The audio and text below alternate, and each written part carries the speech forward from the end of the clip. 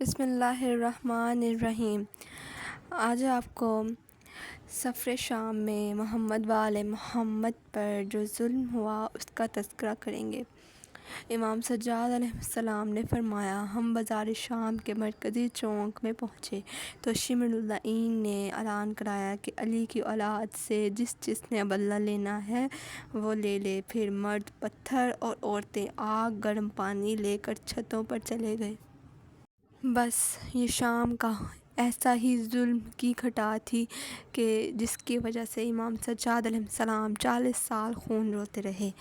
اب be be سیدہ زینب سلام اللہ علیہا نے فرمایا، شام کے مردوں اور عورتوں نے ہم پر اتنے ظلم کیے کہ ظلم رکنے کے بعد ہم بیویوں نے ایک دوسرے کو نہیں پہچانا۔ جہاں قدم رکھتے تھے زمین خون سے سرخ ہو جاتی تھی۔ ہائے محمد صلی اللہ علیہ وآلہ وسلم کی نواسیوں کے ساتھ کیا ہوا اور ان کے بیٹوں کے ساتھ جو کیا تو کیا تھا ظلم، پر ان کی بیویوں کے ساتھ اور پاک طاہر عورتوں کے ساتھ مستورات قرآن کی آیتوں کے ساتھ انہوں نے کیا کیا، ان کو پاڑا پاڑا کر دیا۔ اسیروں کا قافلہ طویل مسافت طے کر کر شام پہنچا۔ جب شام پہنچ چکا تھا تو ان کو ٹھہرایا گیا اور دمشق کا بازار سجایا گیا۔ بازار شام و کوفہ میں ایک منادی ندا دے رہا تھا کہ کوفہ اور شام کے رہنے والوں، یہ آل رسول ہیں۔ اس طرح بازاروں میں بے پردہ پھرائی جا رہی ہیں۔ جس کو تماشا دیکھنا ہو آ کر دیکھ لے۔ افسوس، جب تماشا دیکھنے لوگ آتے بھی تھے تو اب تو ظلم ہوتا ہی تھا، اور ساتھ میں تازیانوں کی بارش بھی کی جاتی تھی۔ بس یہ وہ لمحہ تھا جو آل محمد پہ نہایت سخت ترین گزرا، جس کی ماں کا جنازہ رات کی تاریکی میں اٹھا ہو۔ ہائے وہ بیٹیاں آل رسول کی نواسیاں بے پردہ مجمع شام و کوفہ میں بے پردہ پھرائی جا رہی ہیں، ہر گلی اور کوچے میں۔ کیا قیامت پاک مستورات کے دلوں پر گزری ہوگی۔ صبر کی انتہا تھی وہ بس۔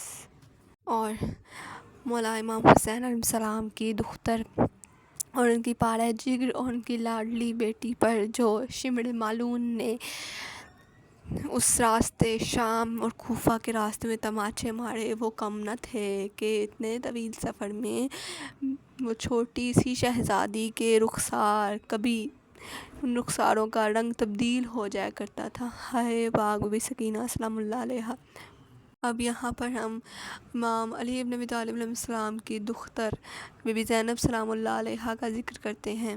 سیدہ زینب سلام اللہ علیہا جب دربار یزید مالون کے دروازے پر پہنچی تو زمین پر بیٹھ گئیں اور سید سجاد علیہ السلام سے فرمایا، میرے پیروں کے تلوے پھٹ گئے ہیں، میں مزید نہیں چل سکتی۔ شمر مالون نے سید سجاد کے پشت پر تازیانے مارنے شروع کیے۔ بی نے فرمایا، تو ظلم نہ کر، میں چلتی ہوں۔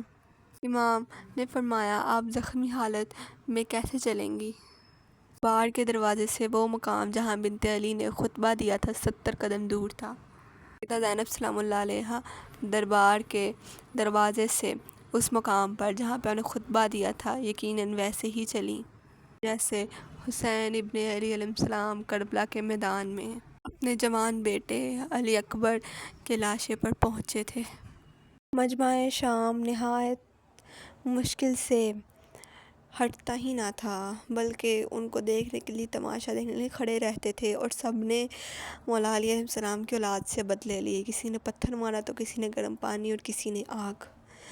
بس ہائے امام سجاد، ہائے آل رسول اولاد پیغمبر، ہائے بی زینب سلام اللہ علیہا، سلام ہو تمام آل محمد پر۔